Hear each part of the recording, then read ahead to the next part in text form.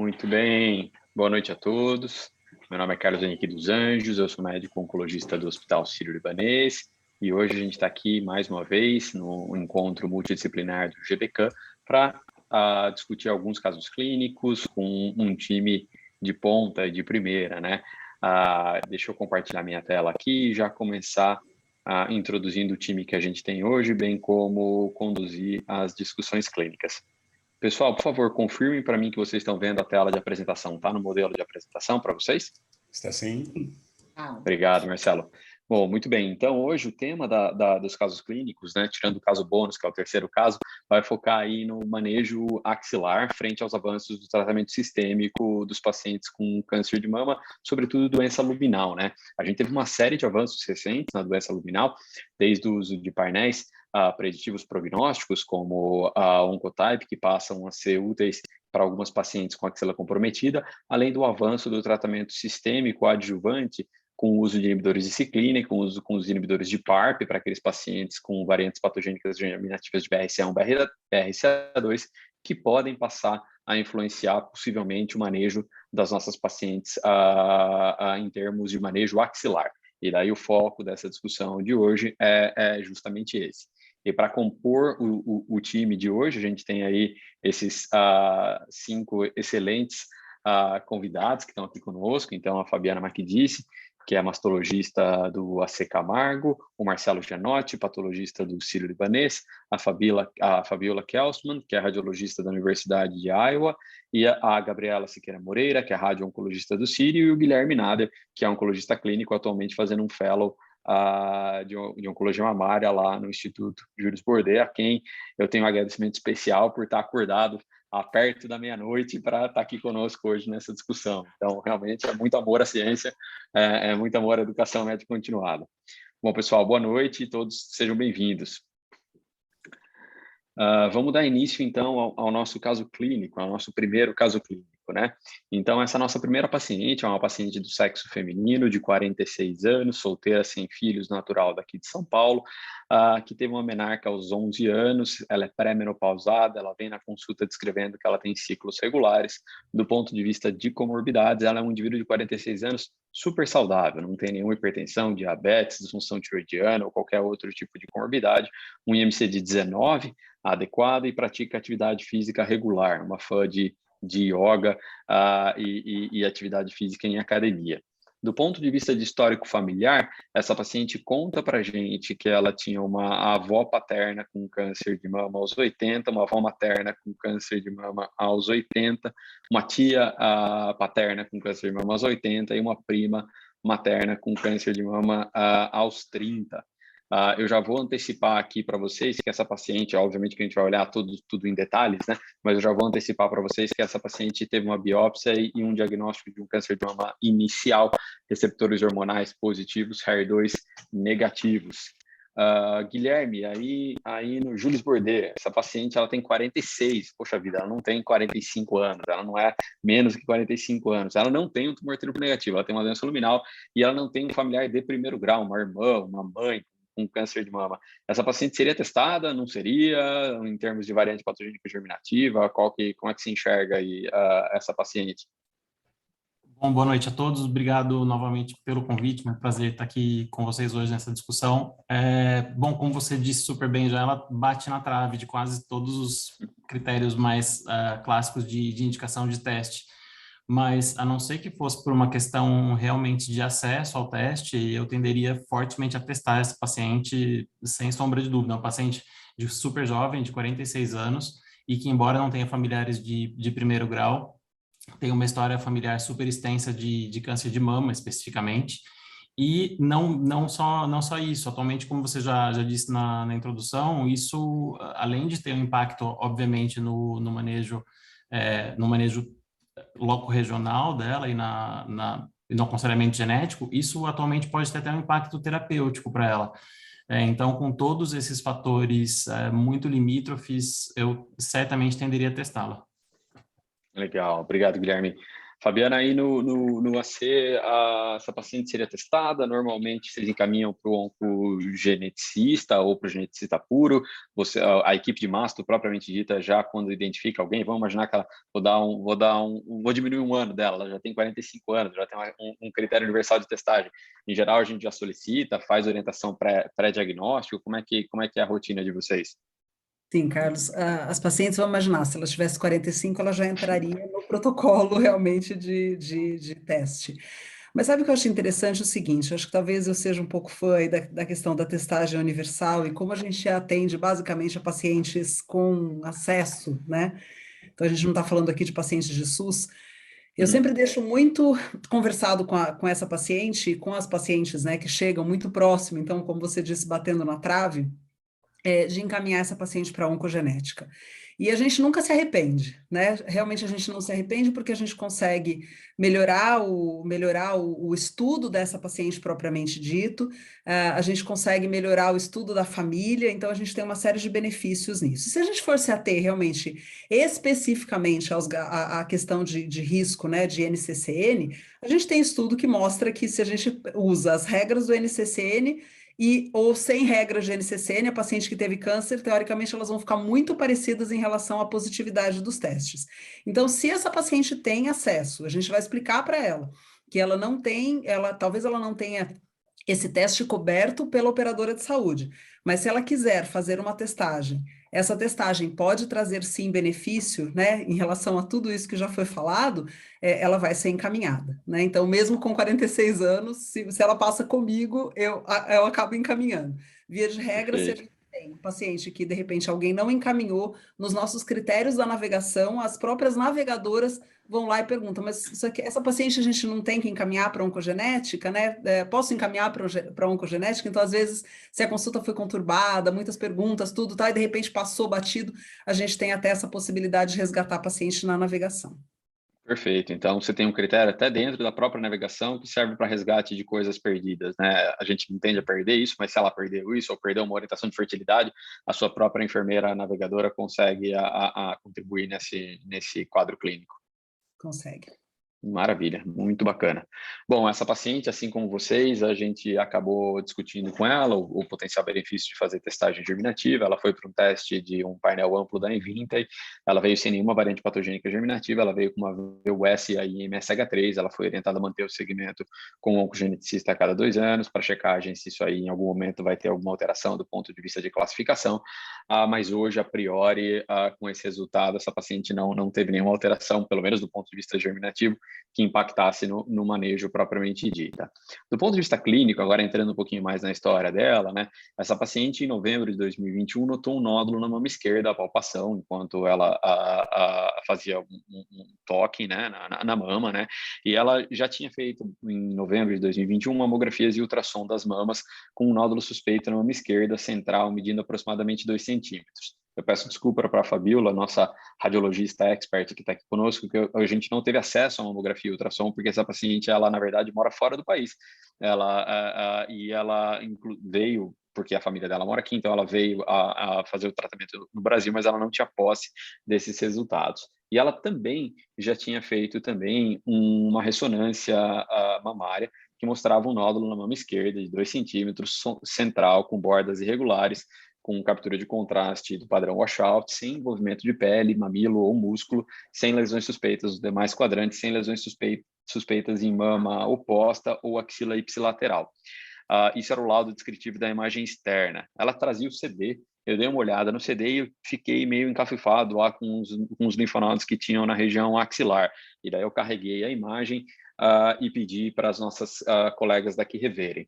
Do ponto de vista de biópsia, ela também já trazia uma biópsia externa que mostrava, realizada também fora do país, que mostrava um carcinoma ductal invasivo, de padrão não especial, grau histológico 2, grau nuclear 3, receptores hormonais fortemente positivos, 90, 95, progesterona 70, 80, um HER2, 2 cruzes com um FISH negativo e um KI67, eu coloquei em negrito aí para vocês verem, porque isso vai ser importante para a discussão futura que a gente vai ter ali nos próximos slides, um KI da ordem de grandeza de 20 a 30%.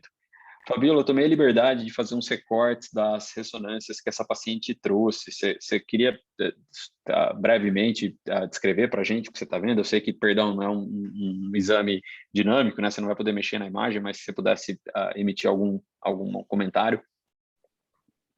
É uma lesão tipicamente suspeita, uma lesão com realce anelar, irregular, que as medidas estão aí, VM é de 2 centímetros, como você mesmo disse, não tem envolvimento de pele nem de músculo.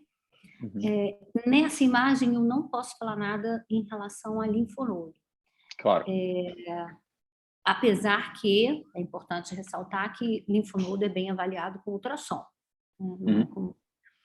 não é com ressonância magnética. E na mama contralateral eu também não posso fazer nenhuma observação, mas nessas imagens que você mostra parece que tem umas lesões, umas áreas de realce adicionais. Aqui nos Estados Unidos eles usam muito a recomendação do Wisely, do Choosing Wisely, para não fazer ressonância pré-operatória de rotina. Perfeito. Eles vão acabar indicando quando tem algum padrão necessário a ser investigado. Ou os critérios não são tão poucos, né? No caso de paciente de alto risco, de outra lesão, como lobular, paciente jovem com mama densa, eles sempre abrem exceção, como é o caso dessa paciente. Mas de rotina eles evitam usar por causa dos resultados do COMES, que foram, enfim, apesar de criticáveis, falaram muito a favor de mastectomia desnecessária, então eles falam muito a respeito disso. Merece várias críticas, mas eu acho que a gente não está aqui para discutir isso, né? Perfeito. E você mencionou aí rapidamente nos seus comentários em termos de avaliação da axila. Então, vamos imaginar que essa paciente foi uma paciente que eu olhei a ressonância e que eu fiquei com o pé atrás em relação à apresentação clínica axilar dessa paciente. Os dados que a gente tem, então, suportam que o melhor exame para a investigação axilar desse indivíduo seria, então, um ultrassom, avaliação de espessamento cortical, avaliação de hilo gorduroso. Você podia descrever um pouquinho para a gente quais são os estados de suspeição aí no ultrassom? Sim, indiscutivelmente o melhor exame para axila é o ultrassom. Eu diria que é o único exame, porque a ressonância é um exame que, para mostrar a alteração axilar, ela tem que ter linfonodos muito grandes. Então, em geral, esses linfonodos já são palpáveis, não precisa de exame adicional. Na ultrassonografia, a gente leva em consideração espessamento cortical assimétrico, espessamento difuso com mais de 3 milímetros, isso também é questionável, mas é o que a gente tem de guideline hoje em dia. Se tiver um espessamento difuso com mais de 3 milímetros, a gente biopsia. Essa coisa de olhar a axila também é muito questionável. Tem gente que critica muito ver a axila antes, porque considerando que se você tiver 2 linfonodos positivos, você vai fazer sentinela só e não vai esvaziar a axila, para que biopsiar um linfonodo e saber que ele é positivo? O que isso vai mudar no manejo? Nada. Então, aqui nos Estados Unidos, praticamente o grupo do memória critica muito a avaliação de axila pré-operatória com ultrassom. O resto dos Estados Unidos se divide um pouco. Só o MD Anderson que defende fervorosamente o uso de avaliação axilar pré-operatória com colocação de clipe. E lembrando que quando você faz a ultrassom da axila, biopsia, você tem que deixar clipe para saber qual foi o linfonodo que você biopsiou. Tem um trabalho muito importante publicado na JCO, que não é muito comum para radiologista publicar na JCO, é porque realmente é um trabalho de peso, mostrando mais de 25% de não conformidade entre o linfonodo que você colocou o clipe e o linfonodo que é sentinela. Então, assim, está muito criticado a avaliação pré-operatória da axila e biópsia da axila por todos esses motivos que eu falei. Porque você não vai deixar de fazer só sentinela se forem 2 linfonodos, então não adianta biopsiar só um. E 2, porque esse linfonodo que você biopsia ser o sentinela nem sempre é isso que acontece. Isso não vale para paciente que vai para QT-NEL, que é provavelmente esse caso. Para o paciente que vai, eu não sei se é esse caso, enfim, cada caso, enfim. Mas paciente que vai para QT-NEL, aí sim vale a pena saber o status axilar antes da QT-NEL. Já estou me metendo na área dos outros, mas porque se o linfonodo for positivo pré-QT-NEL, aí sim essa paciente é uma paciente que merece tratamento de axila diferenciado, provavelmente com radioterapia. Então, a única circunstância que avaliar a axila antes do tratamento é positivo é a situação paciente que vai a QT-NEL adjuvante. Perfeito. Eu queria rapidamente pedir o comentário da Fabiana e do Guilherme, acho que os dois aí, tanto a visão cirúrgica quanto a visão de tratamento neoadjuvante, se vocês acham que essa impressão que a Fabíola trouxe para a gente, se isso varia de acordo com o subtipo intrínseco que a gente está tratando. Então, assim, vamos imaginar que a gente está vendo um paciente triplo negativo, ter uma claridade um pouco maior. Vamos imaginar que um linfonodo pequeno, né, tem ponto 7, ponto 8, mas tem aí um espessamento cortical, alguma coisa nessa linha. Vocês acham que isso pode influenciar a nossa decisão entre fazer ou não neoadjuvância? E daí a importância de fazer uma PAF, por exemplo, ou algo nesse sentido? Bom, a gente faz a punção do linfonodo axilar se a gente tem necessariamente alguma dúvida em relação à positividade ou não dele. E a gente faz essa punção quando a gente vai, de fato, tomar alguma conduta diferenciada em relação a isso. Então, se a gente tem uma axila que seja clinicamente positiva, a gente não vai fazer um ultrassom para ratificar essa positividade, a gente já vai definir o nosso tratamento de acordo com essa positividade existente. Se a gente tiver alguma dúvida em relação a essa axila, e se a gente achar que realmente o fato de saber que essa axila é positiva, por exemplo, a gente tem um tumor HER2 que está ali no limite, um tumor T1, T1B, onde a gente quer saber se essa axila é positiva, se o fato de ela ser positiva, então a gente vai entrar naquele protocolo de qualquer T com axila positiva, a gente vai oferecer uma QT-NEL. Então a gente vai fazer essa punção da axila, a gente vai deixar a marcação de clipe e a gente vai fazer a QT-NEL para essa paciente. Então sim, varia de acordo com o subtipo, mas a gente não tem essa postura que a Fabíola comentou, mesmo na luminal, por exemplo, se a gente tiver 2 linfonodos, se por acaso a gente fez essa investigação axilar, a gente teve dúvida, teve essa punção, teve essa axila com uma certa suspeita, pediu para fazer um ultrassom, né, para saber se a gente vai ou não para uma cirurgia de axila upfront, se a gente tiver dúvida e fizer essa punção, e se essa axila for comprometida, a gente não vai fazer o sentinela já com a axila comprometida. Então, no serviço, no AC, se a gente tem uma axila positiva, a gente vai definir o tratamento por conta dessa axila positiva. Quer seja, então, se a gente for fazer uma quimio neoadjuvante, numa tentativa de minimizar esse esvaziamento axilar, porque a gente sabe que, de repente, essa resposta ela pode ser menor, mas pode vir a ter uma resposta completa na axila, e a gente vai deixar de fazer um esvaziamento axilar nessa paciente, começando com uma neoadjuvância, a gente vai fazer a punção e a gente vai usar essa informação para oferecer para a paciente uma neoadjuvância numa tentativa de reduzir a cirurgia da axila.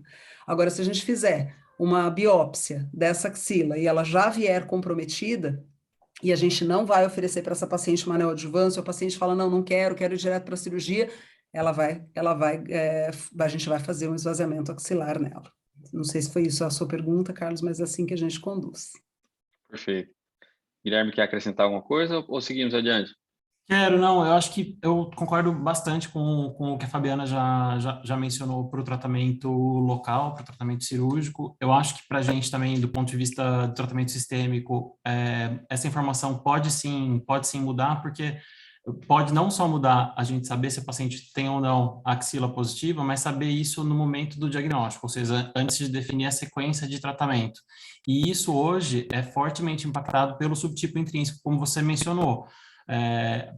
Especialmente porque agora a gente tem, principalmente para as pacientes triplo negativas e para as pacientes HER2, a gente tem algumas condutas no cenário pós-operatório, no cenário adjuvante, que podem mudar de acordo com a terapia neoadjuvante, se ela tiver sido indicada. Então, acho que muda sim, e nas pacientes luminais, talvez mais ainda, talvez isso entre no conjunto de fatores que vão ser eventualmente usados para trazer esse tratamento, que muitas vezes é feito na adjuvância, trazer para a neoadjuvância.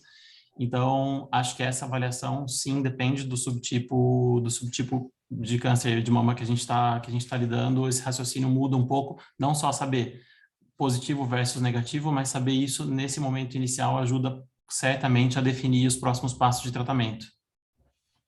Perfeito, obrigado, Guilherme. Essa paciente, como ela era uma paciente pré-menopausada e caso tivesse a axila comprometida, ela não seria elegível a fazer um oncotype, alguma coisa nesse sentido, dados os dados da Exponder, né? De novo, pré-menopausada. Hoje, em teoria, a gente ainda não tem grandes dados suportando esse tipo de ferramenta para eu omitir o uso de quimioterapia e caso ela fosse axila comprometida, eu talvez favorecesse fazer quimioterapia neo para tentar negativar a axila de novo, num cenário no qual eu vou precisar de quimio de qualquer forma. Eu acabei optando por fazer um ultrassom, solicitar um ultrassom de axila e checar se essa paciente teria algum ultrassom suspeito. E a colega daqui fez esse ultrassom de axila e encontrou esse linfonodo. Não sei se a Fabíola quer... Ultrassom é difícil, né, Fabíola? Sem ser dinâmico, mas se você se arriscar a dar um palpite, por favor, fique à vontade. Não, esse ultrassom é um ultrassom excelente. Dá para dar palpite, sim. Tá? Ele parece um ultrassom com uma cortical irregular. Uhum.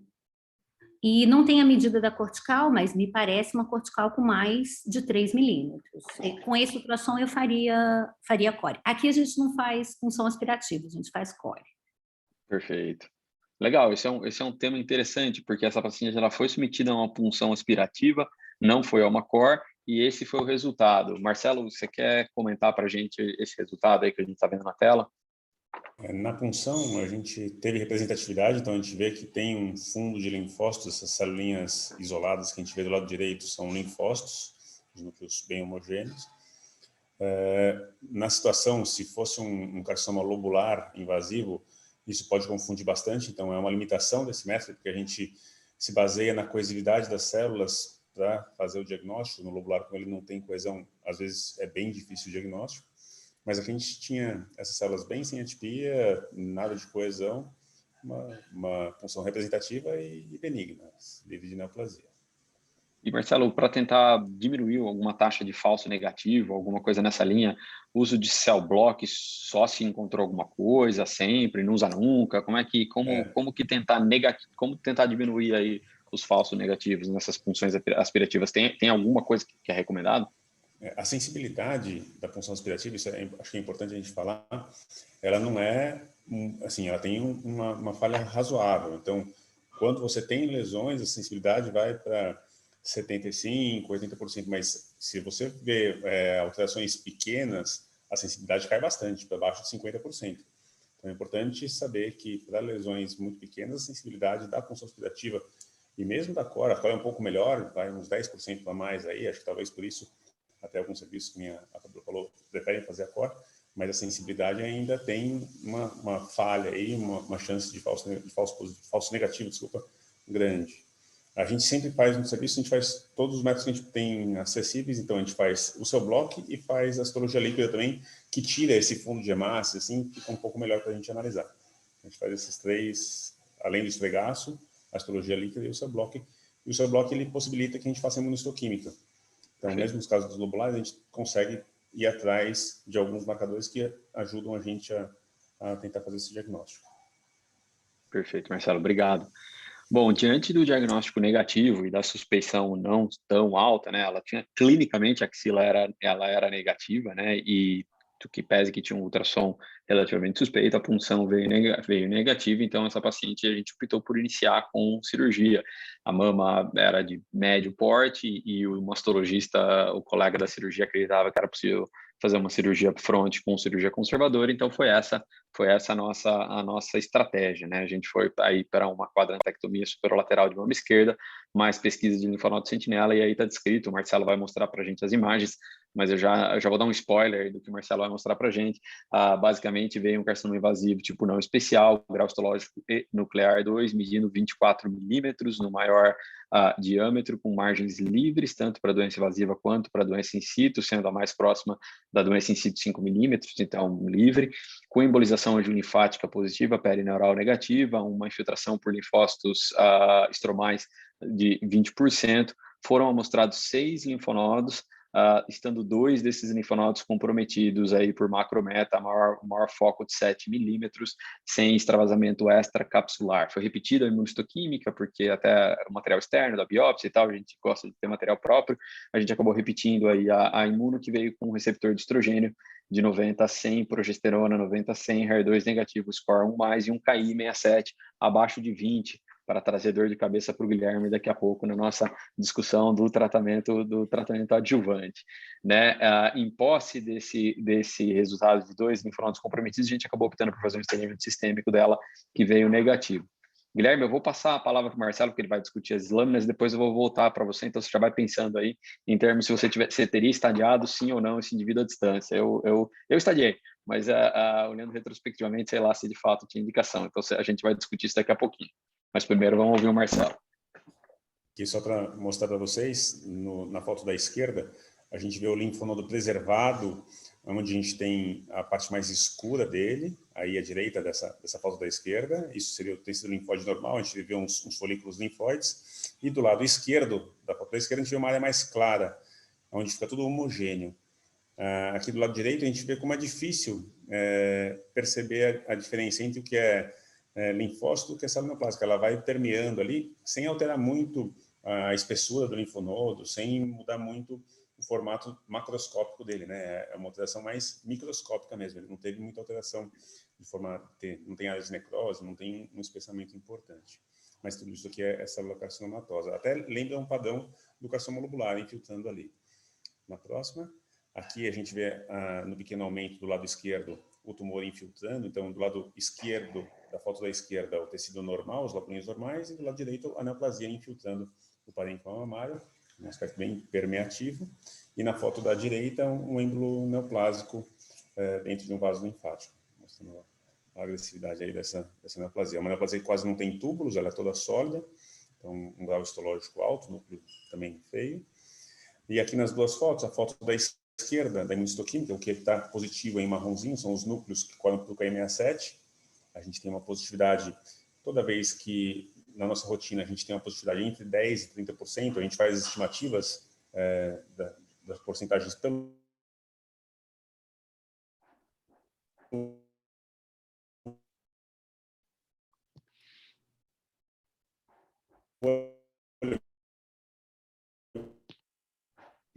Só eu estou ouvindo mal, só todo mundo perdeu o Marcelo? Não, cortou mesmo. Também não estou ouvindo, eu ia fazer a mesma pergunta. Marcelo, não sei se você está ouvindo a gente, mas a gente rapidamente ele perdeu.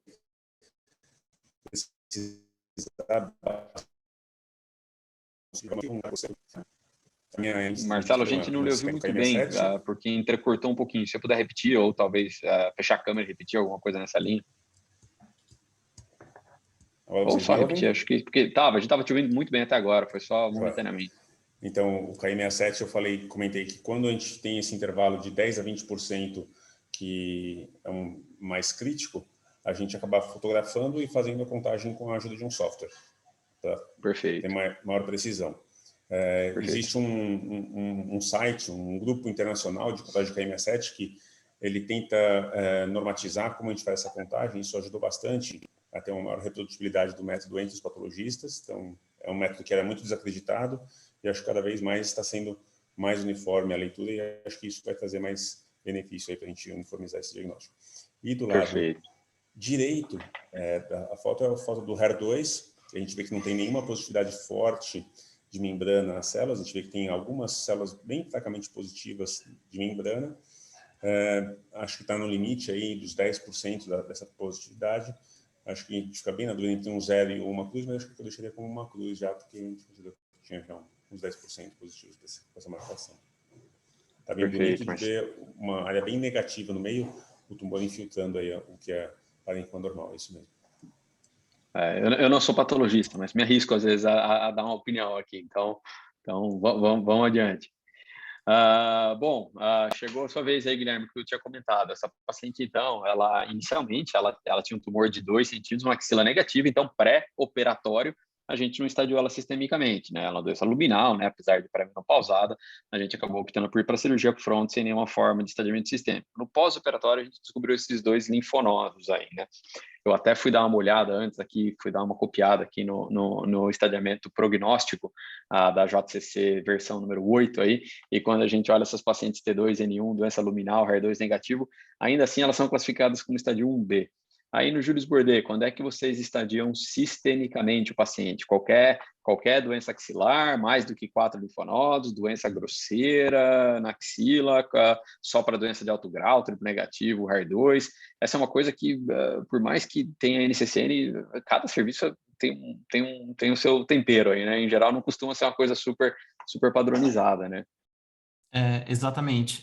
Eu acho que, como você disse, assim, a rigor, a gente sempre tem a tendência de estadiar sistemicamente de uma forma mais completa pacientes com maior risco, ou seja, pacientes T3 certamente, N2 e N3 também certamente, mas essa paciente, eu acho que ela é uma paciente super jovem que veio com uma axila positiva que não estava clara no cenário pré-operatório, ao diagnóstico. Eu estou vendo que você fez um estadiamento com PET. O PET eu não tenho certeza, provavelmente não, mas acho que algum estadiamento sistêmico seria interessante para ela. Voltando, assim, acho que provavelmente não seria feito o PET aqui, mas admito que tem o seu valor, especialmente por ser uma doença luminal. A gente vai ter a avaliação óssea dessa paciente com o PET provavelmente mais completa. Eu acho que essa paciente com essa idade e essa axila positiva, mesmo a gente tendo essa informação de 2 linfonodos, eu acho que provavelmente ela seria estadiada sistemicamente, sim. Tá. Fabiana, aí não sei, você acha que ela seria estadiada sistemicamente ou pelo baixo volume de doença axilar? Linfonodos são 2 macro, mas são 7 milímetros, estadiamento sistêmico, sim ou não, na sua impressão? Bom, Carlos, na verdade, a gente tem um protocolo para isso também. E aí eu vou dizer o seguinte, que apesar dos dados que a gente tem, a gente fez alguns combinados quando a gente foi, né, criar ali o centro de referência da mama, onde a gente fez reuniões entre todos os participantes, né, entre tudo que fazia sentido. Então, não só o cirurgião, mas o radio-oncologista, o próprio patologista, o radiologista e o oncologista clínico. E a gente percebeu o seguinte, às vezes a gente não estadiava essa paciente, a gente terminava de fazer a cirurgia, essa paciente batia no oncologista e o oncologista pediu estadiamento e essa paciente vinha com doença metastática. Tanto é que a gente tem uma das minhas alunas que fez o estudo de mestrado em paciente com estadio 4, a gente viu que a gente operava um monte de paciente, a gente chegou a essa conclusão de que, na verdade, a gente acabava descobrindo depois também esses diagnósticos. Então, na prática, o que a gente fez? A gente pensou num racional que servisse para todo mundo. Então, não deixar de fazer um estadiamento, mas o estadiamento mínimo para essas pacientes, por exemplo, luminais, com estadio então um paciente com T2, né? Então um T1 não, mas uma paciente com T2, jovem, onde você já teve até essa questão, né, do que aconteceu, fez uma PAF axilar para saber se tinha ou não alguma coisa, tal. Então a gente acaba estadiando essas pacientes com coisas mínimas. Então um raio-x de tórax que ela vai usar para fazer pré-operatório, um ultrassom de abdômen, porque ela também, assim, uma coisa muito simples e fácil de ser feita, e uma cintilografia óssea.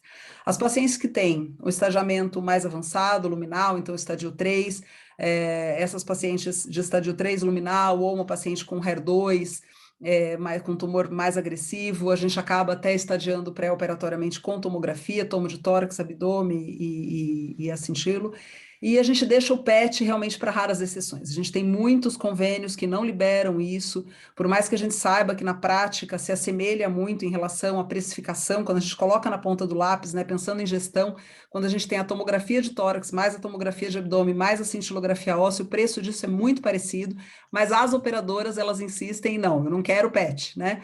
E então a gente deixa esse PET para aquela paciente que a gente tem, realmente tem um caso mais avançado, onde a gente queira, de fato, aquelas pequenas porcentagens de um a mais que a gente pode ter, a gente usa para essa paciente, então a gente gasta um pouco mais ali em relação às operadoras para pedir esse PET para elas, tá? Então, sim, essa paciente, ela teria sido já estadiada com a gente, mas antes até da cirurgia, e talvez com exames um pouco menores. Questionável isso, vou ser bem sincera, a gente está inclusive fazendo alguns levantamentos para ver se isso valeu a pena, agora que a gente tem um tempo né, ideal ali para poder poder fazer o segmento disso, mas é como a gente faz lá no AC. Você vê como isso é absolutamente variável, né? Eu não sei como é em Iowa, eu não sei se a Fabiola tem a experiência de ter visto essas pacientes sendo ou não estadiada do ponto de vista sistêmico, mas lá no Memória, por exemplo, essa paciente seguramente não teria sido estadiada, mesmo pós-operatório, né? Porque ela continuaria sendo um estadiamento prognóstico de baixo risco, né? Mas o que você descreveu, Fabiana, eu vi mais de uma vez também lá no Memória, que era pacientes, às vezes, com tumor triplo negativo de 3, 4 centímetros sendo operadas, apesar da axila negativa não sendo estadiado sistêmico, terminando a adjuvância e daí um pouco depois descobrindo doença metastática. Então, eu acho que a gente tem uma zona cinzenta aí que a literatura não explicou, até porque esses estudos de estadiamento sistêmico, eles foram conduzidos numa época lá atrás, né, no qual a imagem de estadiamento sistêmico era bem aquém do que era hoje, e a gente também acho que não tinha nenhuma evidência de tratamento de doença oligometastática, coisa que a Gabi hoje consegue ajudar a gente com esses pacientes, às vezes com baixo volume de doença, né, até fazendo a ablação desse baixo volume de doença. Então, de novo, acho que a gente tem uma zona cinzenta aí que talvez alguns estudos posteriores venham nos ajudar a resolver, mas de fato o padrão, acho que mundial hoje é difícil de ser discutido, acho que a gente não tem mesmo.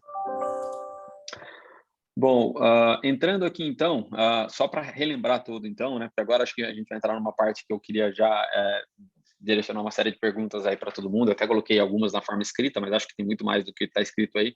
Só para recordar, então, para quem entrou um pouquinho mais tarde ou para quem não está com a memória refrescada, então a gente está diante de uma paciente que tem 46 anos, de sexo feminino, que não tem nenhuma comorbidade, que é pré-menopausada, com ciclos regulares, que foi submetida a uma cirurgia upfront conservadora com pesquisa de linfonodo sentinela para uma doença clínica T2N0, que na patologia veio como T2N1. Então, um tumor na peça de 2,4 centímetros, com uma axila amostrada na forma de 6 linfonodos, sendo 2 desses linfonodos positivos, e que agora vem para a discussão de tratamento adjuvante. Então, a primeira pergunta que eu queria colocar aqui, visto que o foco aqui é manejo da axila nessas pacientes.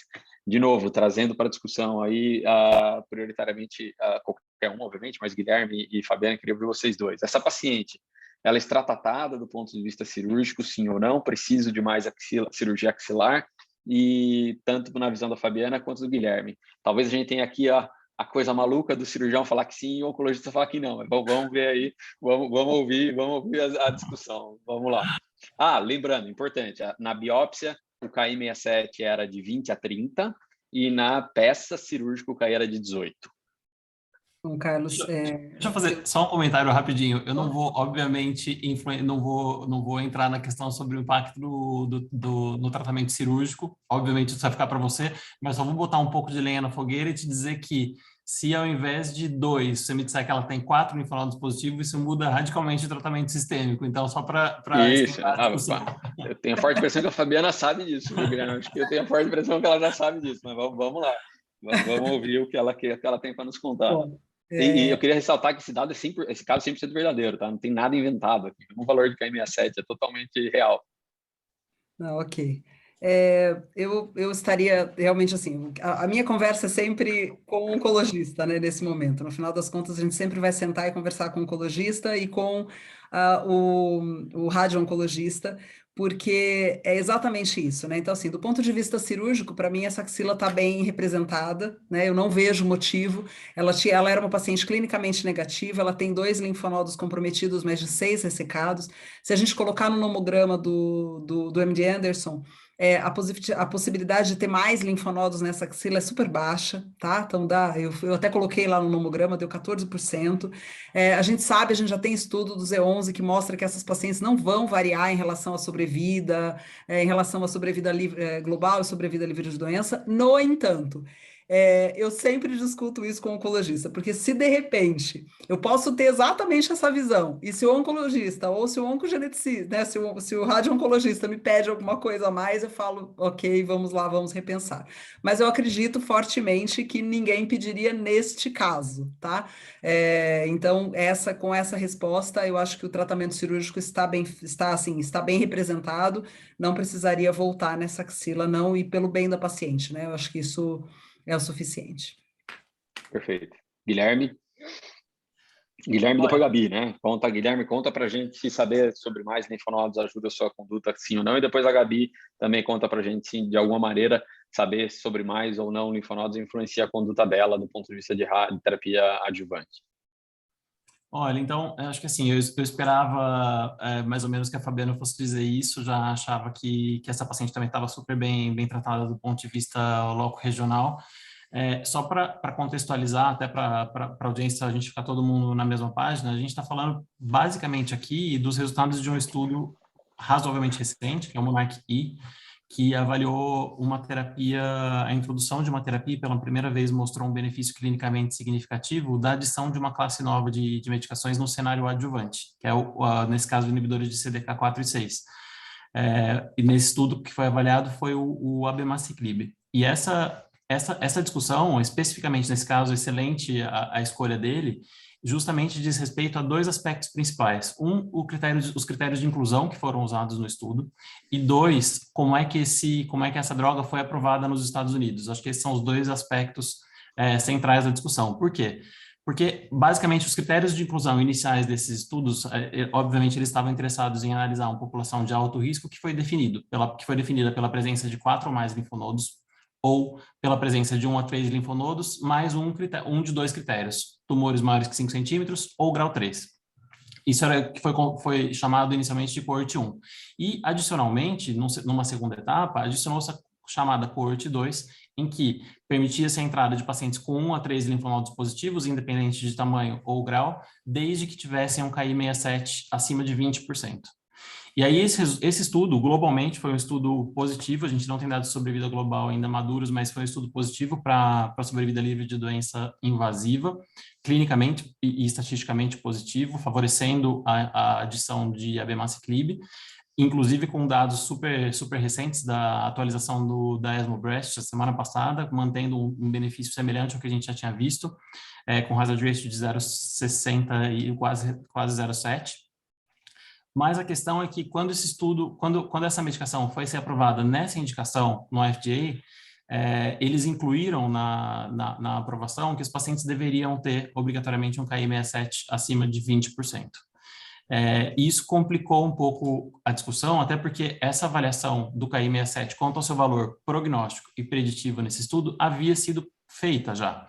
E nesse estudo, o que foi visto é que o KI67 foi confirmado, como a gente já sabe, o seu valor prognóstico, mas não houve um valor preditivo significativo com relação ao benefício ao abemaciclib. Então, houve benefício independentemente desse fator. Então, é uma questão que ainda está, na minha visão, super em aberto, e para esse caso específico, é uma complicação enorme, o fato de a gente precisar se basear, é impossível a gente não olhar para a questão do KI67, levando em consideração como o FDA olhou para esse dado. Para essa paciente em específico, eu não sei se eu estaria extrapolando demais, mas eu acho que eu tenderia a ficar um pouco mais tranquilo com a indicação, pelo fato de a paciente ter um dado da biópsia pré-operatória, da biópsia inicial, que foi avaliada no estudo, acima de 20%, entre 20% a 30%, então acho que até seria um pouco mais fácil de justificar, mas ainda assim a gente está falando de valores muito limítrofes. Só para contextualizar o quão limítrofes são esses valores que a gente está falando, no consenso de St. Gallen, o mais recente, as pessoas estavam confortáveis com valores de KI67 para considerar, entre aspas, de baixo risco abaixo de 5% e de alto risco acima de 30%. Então, a gente está, como o Marcelo já falou, a gente está realmente numa zona super cinzenta e que a gente precisa de mais informação, porque o KI67 vai e volta, assim, todo mundo sabe da questão da variabilidade interobservador, mas o valor prognóstico é inegável. Então, como a gente consegue incorporar isso, e a gente vai precisar continuar tendo cada vez mais dados para chegar a uma forma mais precisa possível de estratificar esses pacientes com relação ao seu risco, de acordo com essas variáveis que são super disponíveis na nossa prática. Gabi, antes de te ouvir, deixa eu só tentar resumir o que o Guilherme falou rapidamente, e daí devolver uma pergunta rápida para ele, e daí a gente já passa a palavra para você. Guilherme, pelo que eu entendi, então, essa paciente você estaria confortável de não amostrar a axila adicional do que a gente já tem hoje, porque ela tem de 1 a 3 linfonodos e a gente já tem um KI acima de 20. Então, ela já perfaz critério de elegibilidade. Se eu partir do pressuposto que aquele KI de 20 a 30 é um KI útil, né? Apesar do outro ser abaixo, tem um acima. Então, eu interpretei já que esse indivíduo tem elegibilidade, está pronto. Eu posso discutir com ela o dado do uso de abemaciclib adjuvante baseado no Monarch-I. Deixa eu te devolver uma pergunta rápida, então, complexa, e daí se a Fabi quiser voltar e comentar de novo, daí fica à vontade. Vamos no cenário mais difícil, desafiador, que as 2 biópsias são abaixo de 20. E aí? Vai querer amostrar essa axila mais? Vai confiar nos 14% do normograma do MD Anderson que a Fabiana mencionou? O que você faria? Vida real. Voltou para o Brasil. Chegou lá, a primeira paciente já veio com um cenário desse. E aí? Eu vou segurar essa batata quente rapidinho e já vou jogar no colo da Fabiana, porque fica ainda mais complexa essa informação. Especialmente por esse fato do que eu disse, de que quando a gente olha essa última análise que foi publicada, em que eles avaliaram especificamente o papel do KI67 nesse estudo, não há muita dúvida de que o KI67 teve um papel, um valor prognóstico, mas não teve um papel preditivo significativo. Então, eu realmente fico, vamos supor que a paciente fosse elegível para entrar nesse estudo baseado no número de linfonodos. Eu ficaria muito desconfortável de não oferecer essa terapia para ela ou de deixar de oferecer baseado num valor de KI67, me baseando no valor de KI67 que eu tenho disponível. Então, aí a questão da avaliação linfonodal axilar se torna realmente essencial. Isso, provavelmente, nesse caso, definiria de forma inequívoca a indicação ou não. Talvez eu tentasse conversar com o mastologista e ver quanto seria factível isso e ver qual seria a visão deles numa amostragem maior. Mas queria ouvir a Fabiana agora. Eu, na verdade, eu teria exatamente essa mesma questão, Guilherme. Eu iria conversar com o oncologista para tentar entender qual seria o benefício. Acho que isso a gente faz direto nos nossos tumor boards, né, às 7 horas da manhã de segunda-feira.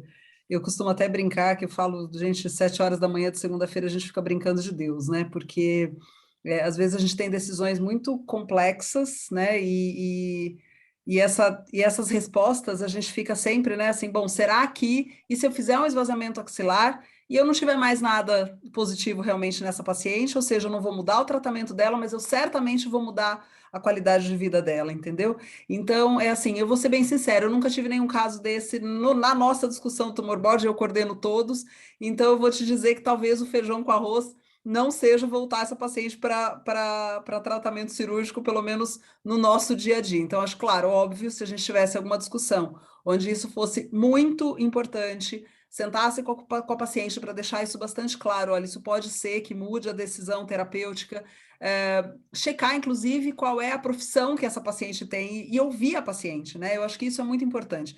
Não adianta a gente dizer que não tem um efeito importante para essa paciente no dia a dia, porque tem. A gente sabe que os trabalhos mostram que sem chinela, a gente tem de 2 a 7% de linfedema, pós-esvaziamento, a gente tem 30% ou mais de risco de linfedema. Se essa paciente for uma paciente um pouquinho obesa, que ela não faça atividade física, se ela tiver qualquer profissão que ela tenha a necessidade de um trabalho manual, ela pode ter interferência em relação à qualidade de vida dela. E aí eu que te pergunto de volta, será que a gente fazer um esvaziamento axilar nela e trazer esse abemaciclib, que eu nem sei, eu vou ser bem sincera agora, eu não sei se isso está disponível para todos os nossos pacientes, pelo menos lá na C. Vou ser bem sincera mesmo, tá bom? Será que eu vou estar impactando tanto beneficamente para ela? Eu não tenho essa resposta para você. Perfeito. Bom, para ajudar a desempatar, Gabi, alguma diferença para você no seu tratamento da radioterapia adjuvante? Você já tem todas as informações que você precisa? Você gostaria de algum dado adicional? Não, Cacá, eu vou aproveitar o ensejo dessa discussão calorosa e ajudar um pouquinho a Fabiana, porque eu acho que essa paciente ela tem uma boa representatividade em relação ao manejo da axila com sentinela positivo nos estudos do Amaro e do Otoazor, né? Eu acho que encaixar ela no Z11, talvez ela tenha critérios de mais risco, né? Ela tem um tumor maior de 2 centímetros, ela tem 2 linfonodos comprometidos, ela é uma paciente pré-menopausada, ela está bem representada no Amaros. e no Otoazol, e eles fizeram essa avaliação, né?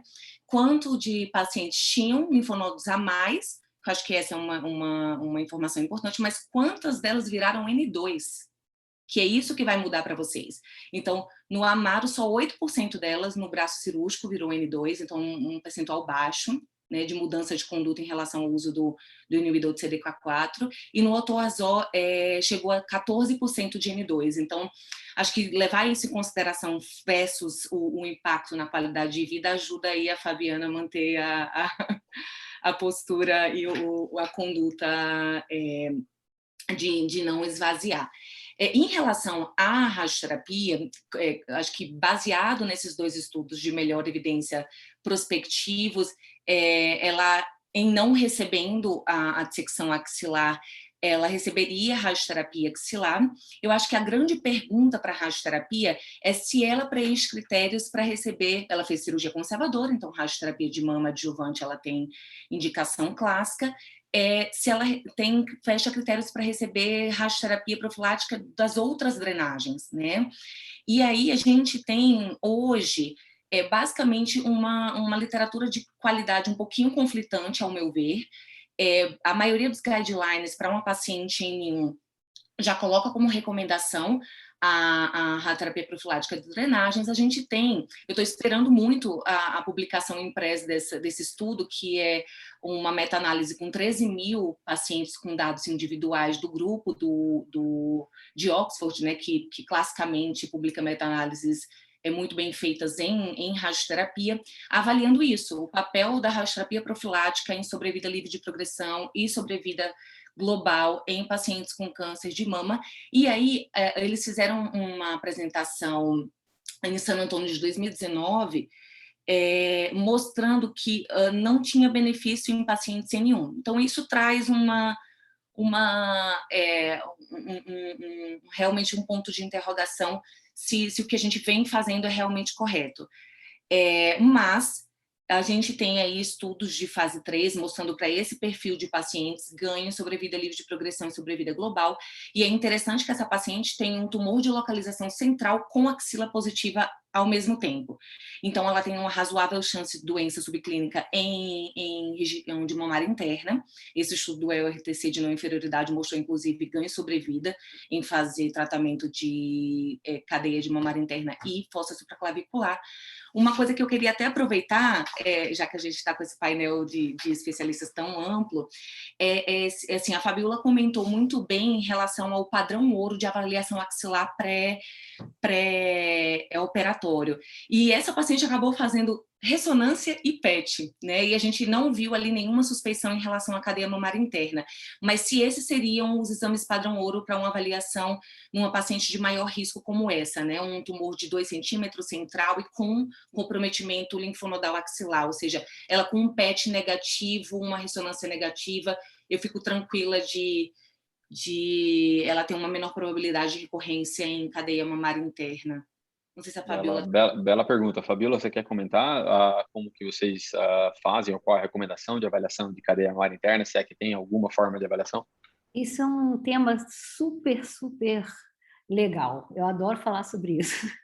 Porque, em primeiro lugar, mamária interna, com certeza, aí você tem que abrir mão da ultrassonografia e usar a ressonância magnética. Não dá para avaliar a mamária interna com ultrassom. Mas a questão é, o linfonodo da mamária interna, ele, morfologicamente, ele é esquisito na ressonância. Se ele existe, ele é esquisito. Então, assim, o fato de você fazer ressonância pensando em mamária interna faz você achar um monte de linfonodo que não tem nada. Fazer biópsia de mamária interna não é uma coisa fácil. Não é fácil. O procedimento da biópsia da mamária interna é chato, né? Pela própria localização. Só de pensar na localização, você imagina você colocar uma agulha naquele lugar. Bom, você achou o linfonodo na ressonância, mas você tem que biopsiar guiado por ultrassom. Então, você depois tem que achar esse linfonodo no ultrassom. Então, tudo isso faz a mamária interna não ser um tema tão bonitinho quanto a gente conversa nos congressos. Encontrar o linfonodo não quer dizer que ele tenha nada, ele já é esquisito só de ele estar lá, então faz você ter que biopsiar muito mais do que você deveria. A biópsia é difícil. E aqui eles falam uma coisa muito interessante, que obviamente eu nunca tinha parado para pensar, porque eu sou radiologista e a gente não pensa nessas coisas. Mas, assim, há pouco tempo atrás, considerando que eu tenho, sei lá, 30 e poucos anos de formada, então, há pouco tempo atrás, ninguém nem sabia dessa história de mamária interna e como é que as pessoas sobreviviam sem saber disso, entendeu? A ressonância que trouxe todas essas informações. Há pouco tempo atrás não se fazia ressonância de mama em todo mundo. Então, eu não sei, eu queria devolver a pergunta para vocês, dizendo o seguinte: saber desse linfonodo muda muita coisa? Eu sei que para radioterapia muda, mas no final, tem algum estudo mostrando que isso teve um impacto realmente importante na sobrevida livre de doença, na sobrevida global, enfim, ou é só uma especulação que a gente faz tratar essa mamária interna? Gabi, você quer primeiro responder do ponto de vista de tratamento adjuvante, de radioterapia? Então, assim, acho que realmente detectar a positividade de um comprometimento de mamária interna é algo extremamente complexo, como você mencionou. Agora, realmente, saber da positividade muda completamente tudo. Eu acho que todas as áreas vão mudar. Não só a radioterapia, mas como a gente encara o risco da paciente, a intensidade dos tratamentos sistêmicos e a discussão que normalmente, pelos tumor boards que eu participo, sempre acaba indo pela opção de não abordar cirurgicamente a mamária interna por toda a complexidade e morbidade envolvida, mas aí na radioterapia a gente tem uma obrigatoriedade de incluir essa região, se essa paciente já não é metastática, né, na adjuvância, e algumas vezes, dependendo se ela mantém algo macroscopicamente detectável nas imagens, na tomografia, por exemplo, contrastada de simulação da radioterapia, pensar em escalonar doses de tratamento ali, já que não é uma área abordada cirurgicamente. Então, realmente saber da positividade da mamária interna pode influenciar completamente na condição do caso. Agora, a complexidade em saber e o custo-benefício disso, talvez é que a gente não tenha a menor ideia de como fazer e fazer bem, né? E pouco mórbido.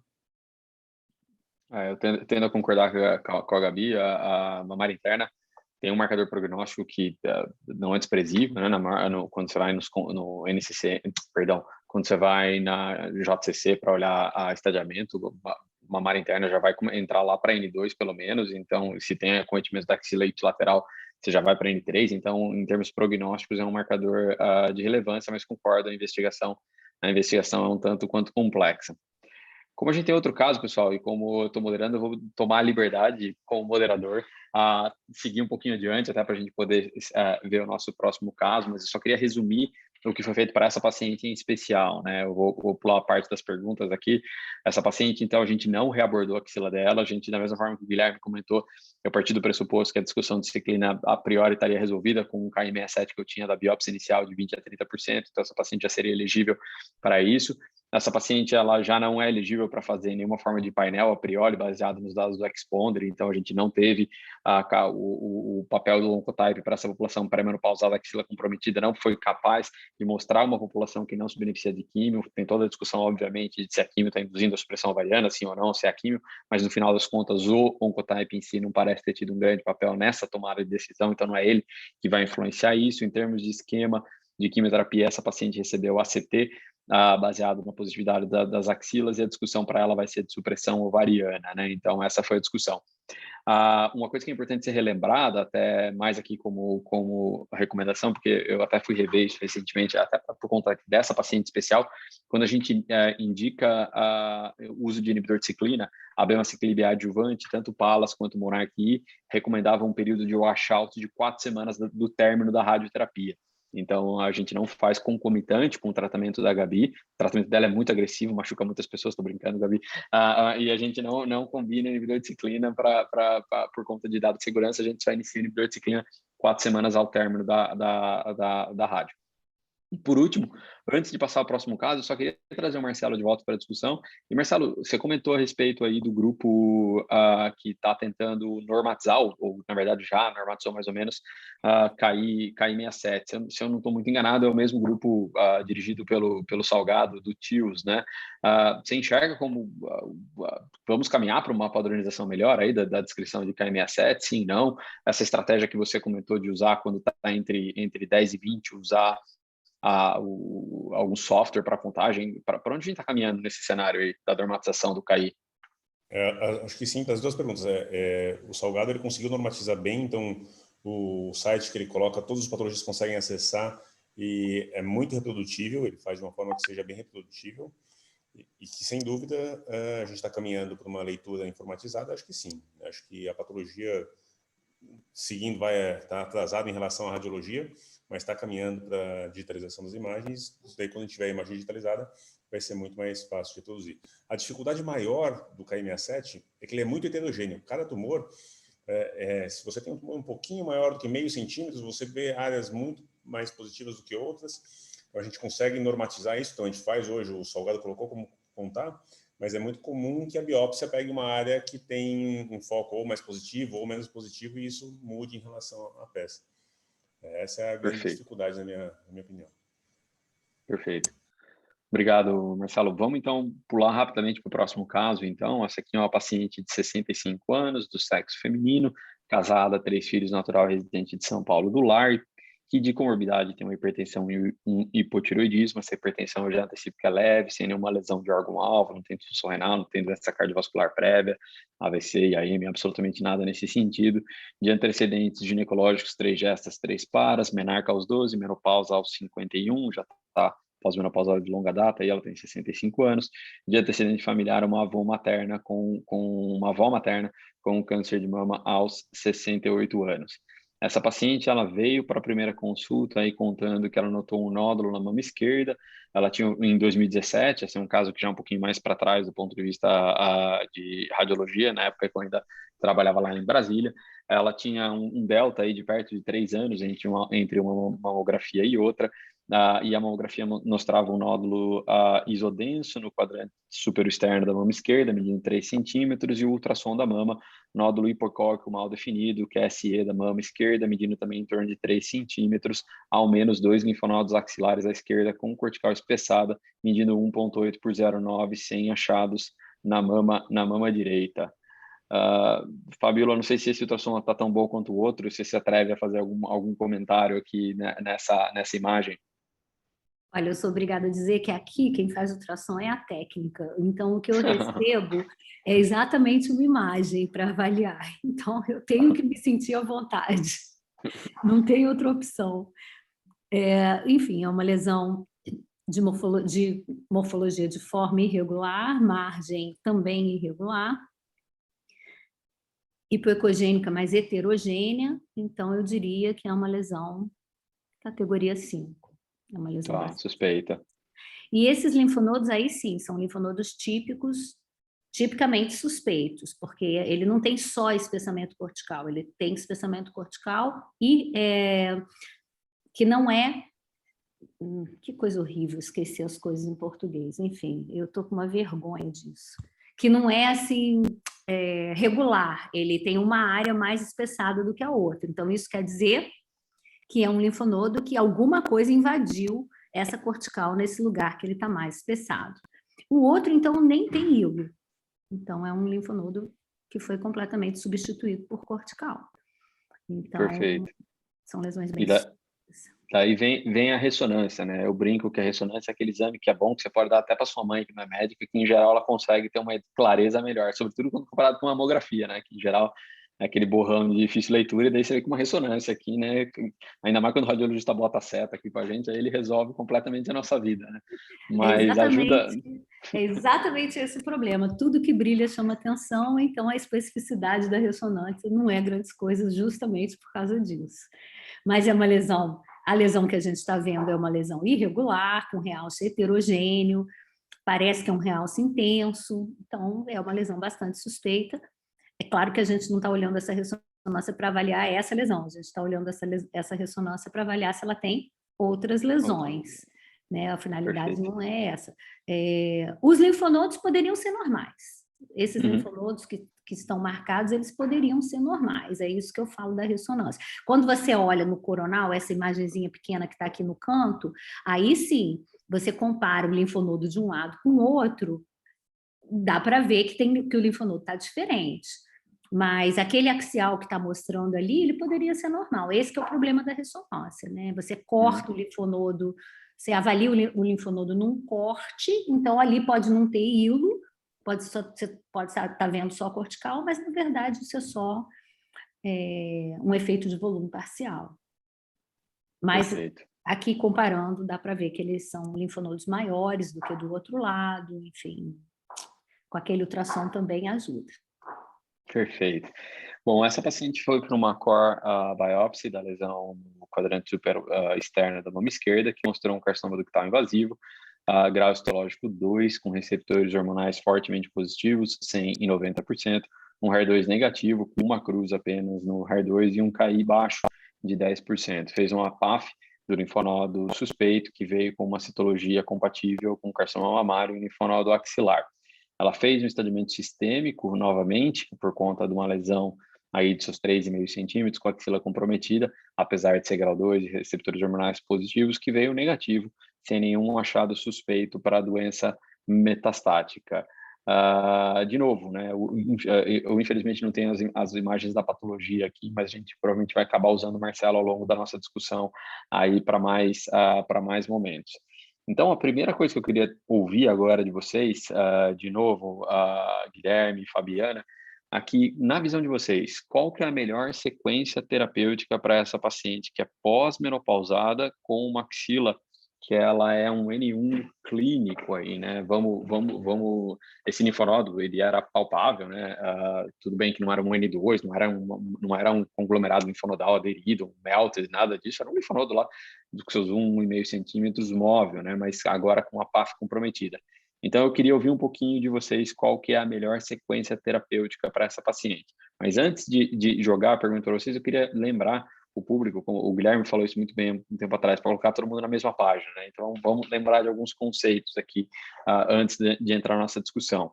Número 1, até onde a gente saiba, indivíduos que são de 1 a 3 linfonodos com pós-operatório, né? Já tenho certeza que é 1 a 3 linfonodos pós-menopausado e tem um oncotype baixo, a priori esses indivíduos não se beneficiam em termos de sobrevida do uso de quimioterapia. Guilherme pode depois esmiuçar um pouquinho melhor esse dado para a gente.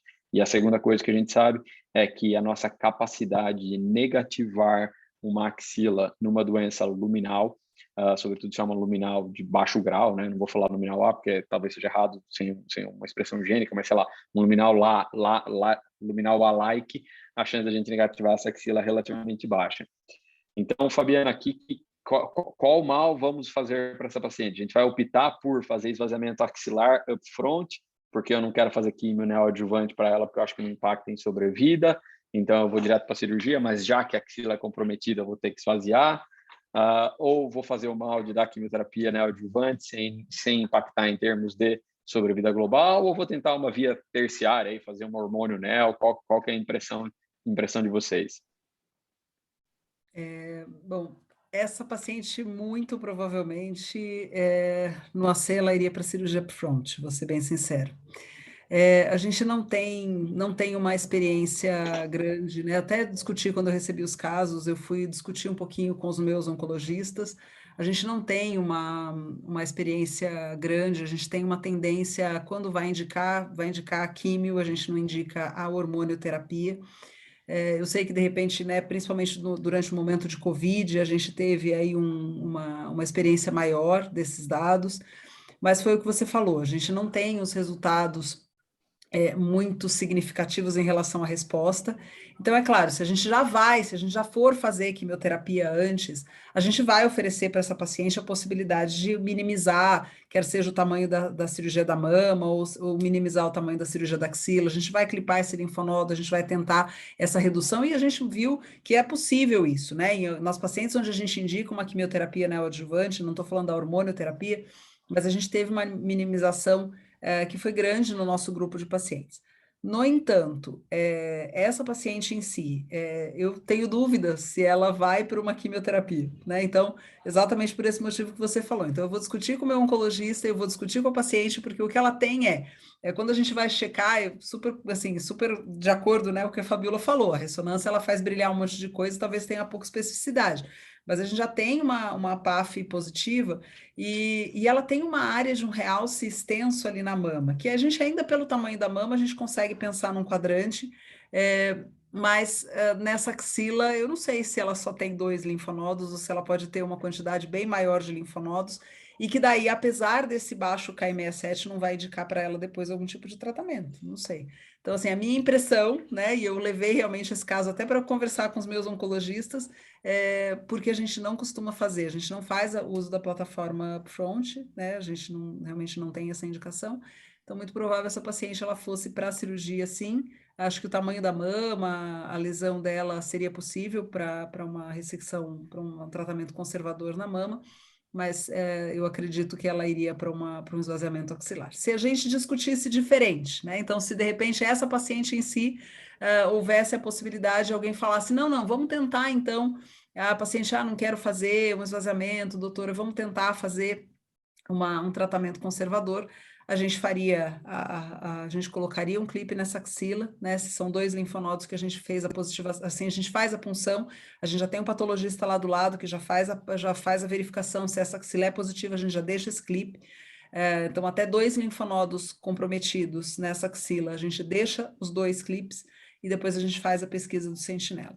A gente teve uma porcentagem aí grande, né? Então, assim, 40% da nossa casuística desse tipo de preparo pré, a gente conseguiu fazer a minimização do tratamento da axila, mas lembrar que a gente tem realmente aí um trabalho que mostrou que resposta patológica completa em pacientes luminais é muito baixa. Então, essa paciente ela tem uma chance enorme de a gente ter feito tudo isso e depois a gente ainda ter que fazer um esvaziamento axilar depois, porque a gente ainda não tem dado segurança para não esvaziar essa paciente depois de uma neoadjuvância, se ela tiver algum comprometimento na axila. Casinho difícil, você escolheu a dedo, né, Carlos? Guilherme, vamos lá, você está no berço da hormonioterapia Europa, né? Acho que não tem nenhum lugar que talvez confie mais na hormonioterapia. Você acha que no Jules Bordet caberia discussão de hormônio neo nesse caso, com ou sem plataforma? Teria feito alguma forma de oncotype na biópsia ou não? Ou teria ido para a cirurgia direto? Teria indicado hormônio neo? Como é que você enxerga aí? Olha, eu estava já com a minha resposta enviesada antes de você tendenciar, mas eu acho que para essa paciente, como a Fabiana disse, eu acho que cirurgia upfront é uma opção obviamente plausível.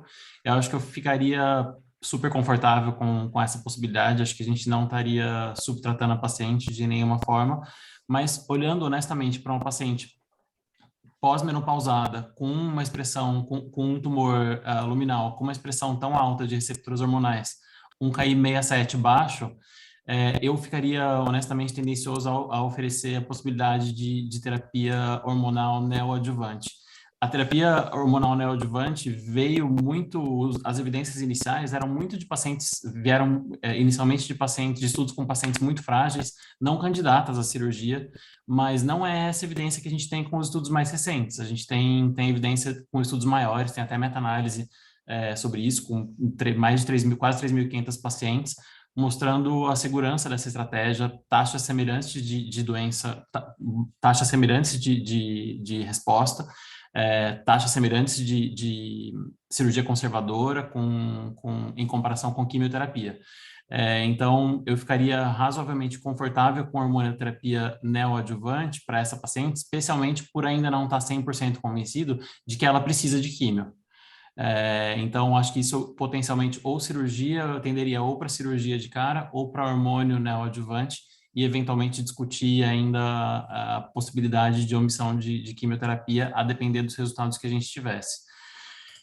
Sobre o papel dos painéis genômicos no cenário da neoadjuvante, vamos dizer assim, para a definição da estratégia terapêutica, eu diria que nesse momento isso ainda é investigacional.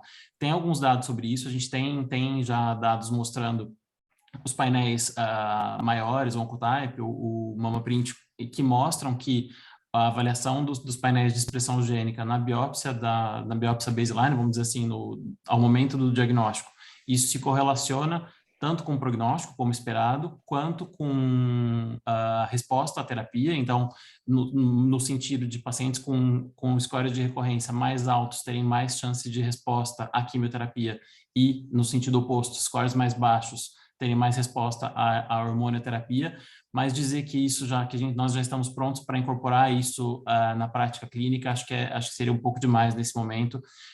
Não usaria isso com o acúmulo de dados que a gente tem hoje na definição de estratégia terapêutica para essa paciente. Perfeito. Guilherme, tem uma pergunta rápida aqui da Joyce, obrigado pela pergunta, Joyce, inclusive. Na escolha de fazer hormonioterapia neoadjuvante para essa paciente, você faria por quanto tempo? 2 semanas você biopsiaria para testar a delta de KM7, 4 meses, 6 meses, 8 meses? Como é que você lidaria com essa situação? É um pouco diferente. Esse é um tema, inclusive, por coincidência, que a gente está se interessando em olhar aqui agora do ponto de vista acadêmico, mas esse é um tema super interessante. Eu acho que, só para separar um pouco as questões. Com relação ao tempo, é um raciocínio um pouco diferente do que a gente usa com quimioterapia, que tem protocolos e prazos e números de ciclos super bem definidos.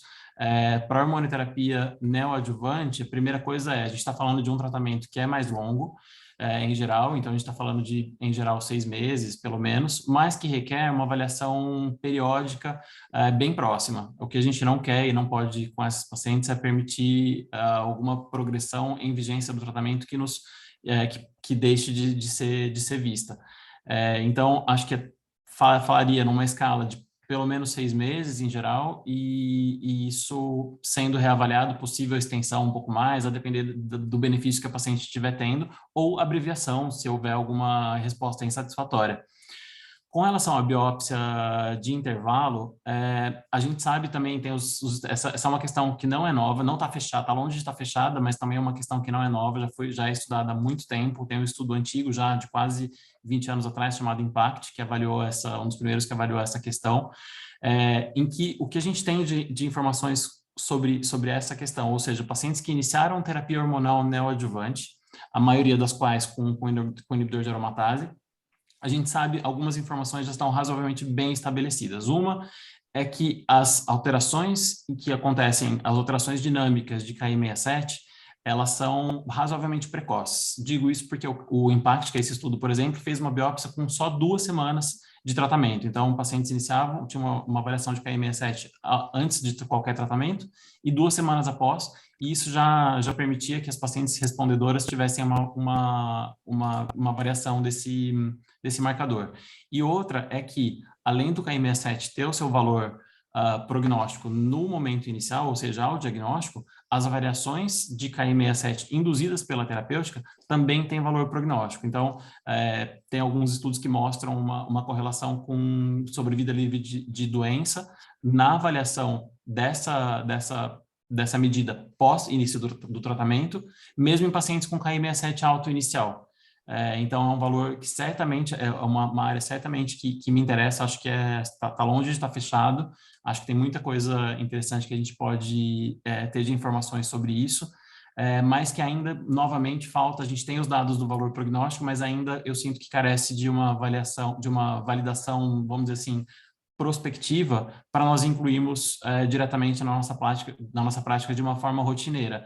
Isso acho que falta avaliação, um dado mais robusto, validado prospectivamente, é um ponto, e o outro ponto é o que fazer com esse resultado da variação pós-início do tratamento, ou seja, de uma possível biópsia de intervalo.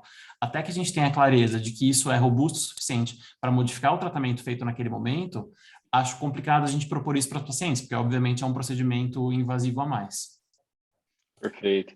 Eu tendo a ser um grande fã também de hormonioterapia neoadjuvante, uma situação parecida para essa paciente, porque eu acho que tem algumas coisas, né? Assim, a maior chance é que esse indivíduo tenha, essa paciente, né, com receptores hormonais fortemente positivos, grau histológico 2, cair de 10%, que a gente esteja diante de uma doença de bom prognóstico genômico também, né? A maior chance que se a gente tivesse um oncotype para essa paciente é que tivesse um oncotype baixo. A gente tem alguns dados, um dado grande japonês chamado Transnel, que fez a hormonioterapia neoadjuvante para as pacientes, né? E tinha o oncotype em mãos da biópsia pré-início do tratamento. E nesse estudo ele demonstrou que quem tinha um oncotype baixo, e lá naquele estudo baixo ainda era o antigo, 18 e 31 de corte, a chance de progressão durante o hormônio neo super baixa, inferior a 2% para essa população de baixo a proliferação, digamos assim, né, que tem um oncotype baixo. Então, a chance desse indivíduo progredir é relativamente pequena. E outra coisa, né, quando você faz o hormônio neo, se você tem uma resposta pobre e você decide dar quimioterapia posterior, não tem nenhum dado que me sugira que esse atraso da quimio necessariamente impacta negativamente para a doença luminal. Então, é uma outra maneira, talvez, de enxergar a situação, no sentido de, poxa, eu não vou deixar de dar um tratamento caso esse tratamento precise ser dado. O que eu acho que é complexo de avaliação hoje, Guilherme, não sei se você concorda ou discorda, é até mesmo como estimar qual que é o número real de linfonodos ao final, né? Porque quando você faz hormonioterapia 6 meses, foi lá, operou, Fabiana foi lá, operou, e daí, infelizmente, achou um linfonodo, esvaziou e achou 1 de 2. E aí, será que era 1 de 2 mesmo? Era, sei lá, era 1, 2, ou será que na verdade era 4 que virou 1, 2? E aí, como é que eu vou dar quimio? Vou dar quimio baseada no quê agora, né? Eu vou fazer um oncotype agora após o hormônio neo, vou fazer um oncotype para quem tem um linfonodo que podia, que na verdade ser 3 ou 4, caso tivesse esvaziado. Então, eu acho que esse é um cenário que a gente ainda não tem, ainda carece aí de informações, né? Como interpretar essa axila pós-hormônio neo, como interpretar, sei lá, qualquer painel, caso sobre linfonodo na axila pós-hormônio neo, tem relevância ou não fazer um oncotype, o dado vai ser igual, sim ou não. Eu acho que essas coisas que são difíceis aí de identificar para uma paciente como essa em especial. Gabi, a gente ainda tem 10 minutos, então eu queria caminhar um pouquinho mais aí nessa paciente, né? Essa paciente, partindo do pressuposto que a gente vai para uma cirurgia fronte para ela, a Fabiana conseguiu convencer as pessoas e todo mundo decidiu fazer a cirurgia fronte, achei que é uma boa estratégia. Vamos lá, fizemos uma cirurgia conservadora, esvaziamos a axila dessa paciente e encontramos ali, parecia 2, mas encontramos 4 linfonodos nessa axila. Até quando posso ir para fracionar essa paciente? Quando eu estou irradiando mama e áreas de drenagem, tem influência? Não tem? Conta um pouquinho para a gente como você trata essas pacientes, partindo do pressuposto como um indivíduo de grande volume axilar.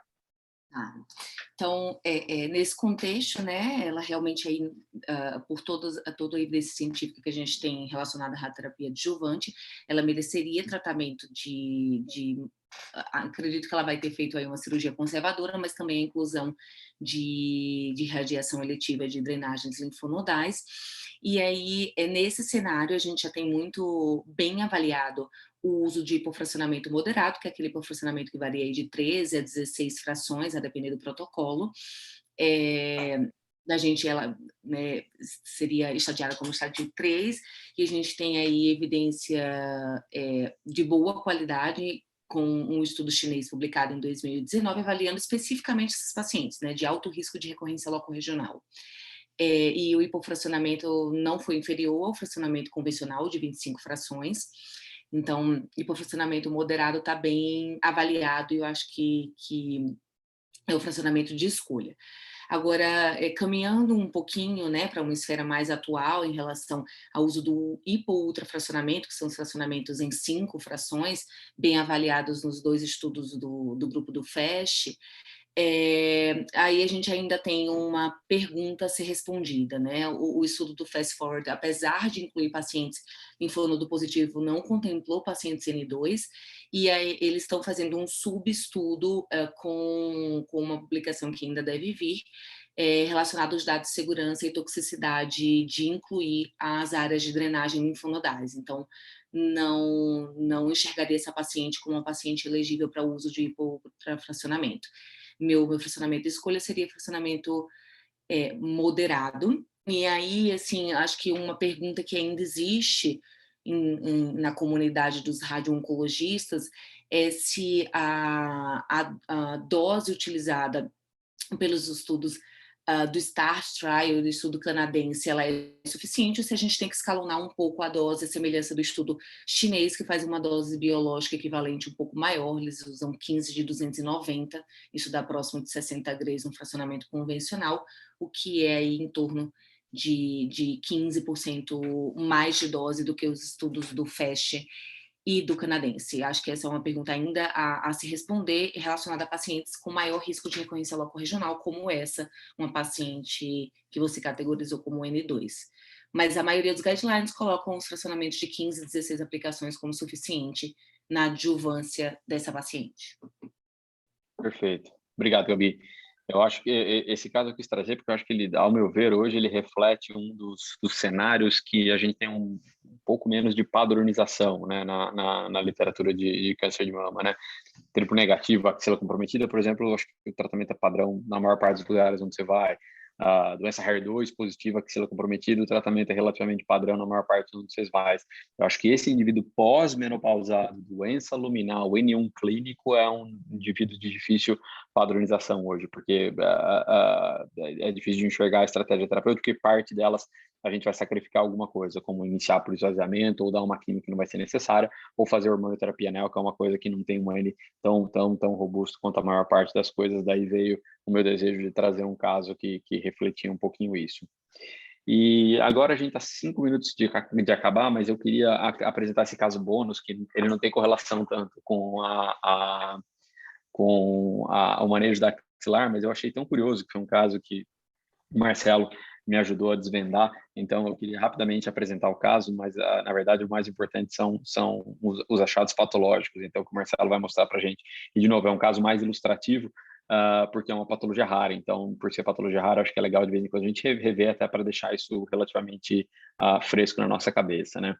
Então, essa é uma paciente que eu vi, ela tem 74 anos, ela veio para uma segunda opinião, ela é uma paciente de 2 filhos, 2 netos, residente de Natal, que tinha algumas comorbidades, uma hipertensão, uma dislipidemia, uma insuficiência renal crônica não dialítica, grau 2, e um hipotireoidismo, e tinha um histórico familiar aí de irmão com melanoma e gamopatia de significado indeterminado, sem histórico de neoplasia mamária ou ovariana, né?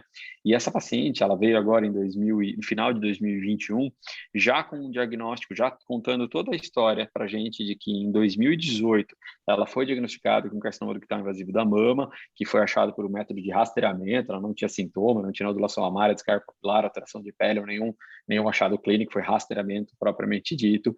Ela trazia para a gente alguns resultados patológicos, né? De novo, tudo retrospectivo, porque ela já tinha tratado, a gente está em 2021, ela já trouxe tudo isso para a gente, que mostrava uma biópsia pré-cirúrgica de um carcinoma ductal invasivo, não especial, grau histológico 1, reparem isso, grau histológico 1, né? Grau nuclear 2, com infiltrado linfocitário leve, com receptores hormonais negativos e HER2 negativo, score 0 com KI de 5%. Então, algo que já acho que já deve levantar uma pulga atrás da orelha da maior parte dos colegas que trata neoplasias mamárias, né? Na ocasião, ela foi tratada com uma quadranepectomia esquerda, mais pesquisa de linfonodo sentinela, que mostrou um carcinoma ductal invasivo de 1,2 centímetros, com margens livres, associado a um ductal in situ. Pro ductal in situ tinha margens exíguas, aí, elas eram negativas, mas elas eram em torno de 1 milímetro, e dois linfonodos amostrados, ambos negativos. Foi repetida a imunistoquímica na peça e, de novo, veio receptores hormonais negativos, triplo negativo, na verdade, com KI de 5%. A diferença é que na peça veio grau 2 e na biópsia era um grau histológico 1. Ela foi tratada na ocasião após a cirurgia com quimioterapia adjuvante. Ela recebeu combinação de taxano, platina, seguido de AC, com uma tolerância ruim ao primeiro ciclo de platina, acabou descontinuando e fazendo só taxano, e também uma tolerância relativamente ruim ao AC, que ela fez 2 ciclos, acabou interrompendo por mielotoxicidade, e recebeu radioterapia adjuvante pela fase de ter sido submetida a uma cirurgia conservadora. Algo como 3 anos depois do término do tratamento, essa paciente, num ultrassom de acompanhamento, viu ali áreas hipoecogênicas de bordas irregulares e limites pouco definidos no ultrassom, localizado às 3 horas, estando mais ou menos 4 centímetros do mamilo, e não era visualizado nenhum linfonodo na ocasião.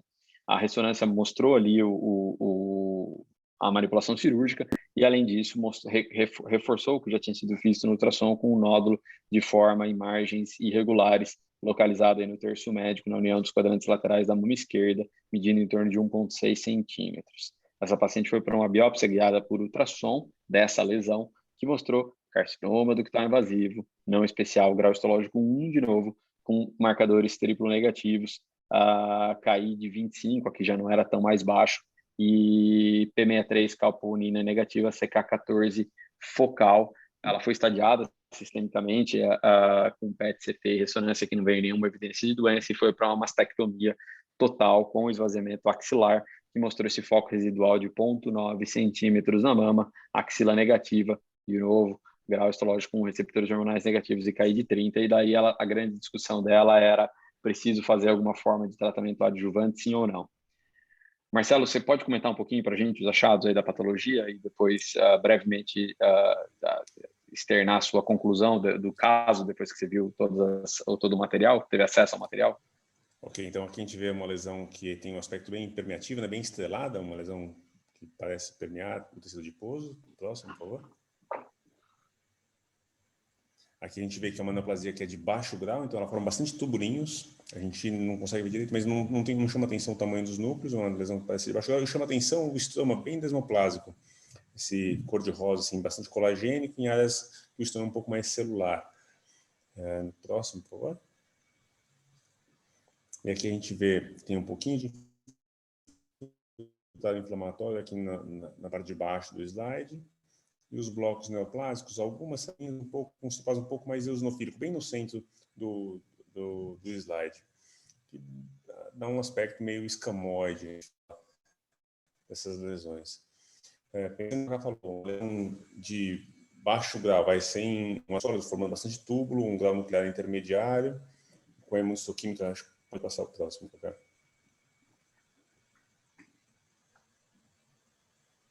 O próximo. A gente te perdeu, Marcelo, nesse slide, pelo menos eu não ouvi. Se você pudesse repetir. Já é.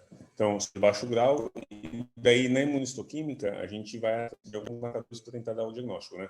Como uma lesão de baixo grau com sistema bem hipercelular, a gente já pensa em algum diagnóstico diferencial que não seja o carcinoma tipo 1 especial. Aqui o marcador imunistoquímico é o P63, a gente vê que tem algumas células mioteliais marcando, mas de uma forma bem heterogênea. O próximo, por favor.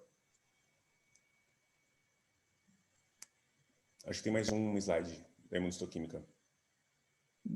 Perdão, acho que calponina, você está vendo a calponina? Isso. Não, estou vendo P63. Agora saiu. Na calponina a gente tinha também uma marcação. Você consegue voltar? Não está na calponina? Para mim está Agora na calponina aqui. Agora tá. Então, Tá. sim. E a gente vê aqui na calponina em marrom alguns tubulinhos desses com as células mioteliais ao redor. Então, essa marcação heterogênea de células mioteliais, uma lesão de baixo grau, triplo negativa, faz a gente pensar num carcinoma especial, que é o carcinoma adenoescamoso de baixo grau, que é um carcinoma metaplásico. A gente tem que lembrar que os carcinomas metaplásicos nem todos são aqueles carcinomas de alto grau, existe o subgrupo de carcinomas metaplásicos que são de baixo grau, e esse daqui se encaixa bem, todas as características se encaixam nesse subtipo. Muito bem. Obrigado, Marcelo. Eu quis trazer esse caso mais, de novo, como um intuito ilustrativo, né? Uma patologia rara. Para ser sincero, quando o Marcelo deu o laudo, eu falei, obrigado, deixa eu ir lá estudar, né? Porque agora eu vou ter que entender um pouquinho dessa doença. Sentei, fiz uma revisão da literatura e, como vocês imaginam, tem relativo pouco dado em relação a esse tumor, mas essa patologia em especial, esse carcinoma adenoescamoso metaplásico de baixo grau, parece ser uma doença de bom prognóstico, sobretudo em termos de recaída à distância, com raros eventos de recaída à distância, com um padrão de recorrência local que não é desprezível. Tem alguns estudos que discutem aí se a necessidade da margem tem que ser mais ampla do que o carcinoma usual, mas essa paciente com mastectomia, com toda aquela múltiplas comorbidades lá, né, 70 e poucos anos, já tinha sido super dura a quimioterapia no primeiro diagnóstico dela, a gente acabou discutindo de não fazer nenhuma forma de tratamento adjuvante complementar e ficar apenas em segmento. Mas, de novo, eu quis trazer aqui pela raridade da patologia e porque os slides estavam tão bonitos que eu queria que o Marcelo dividisse aí com todos. Bom, são 8h33, então eu acho que a gente encerra aqui essa nossa reunião. Eu queria, de novo, agradecer todo mundo que assistiu e, sobretudo, todo mundo que ficou aqui discutindo. Então, Gabriela, Guilherme, Fabiana, Fabíola e Marcelo, muito, muito obrigado pelo tempo e disponibilidade de vocês. Agradecimento especial aí ao Guilherme, de novo, que agora já deve passar aí da 1 da manhã e ele está aí firme e forte, nem café tomando, não está. Então, de novo, obrigado a todo mundo e espero vê-los em breve aí em algum dos nossos congressos presenciais. Obrigado a todos. Obrigada. Tchau, tchau. Boa noite. Obrigado, até mais. Boa noite. Tchau, gente. Tchau, pessoal. Tchau.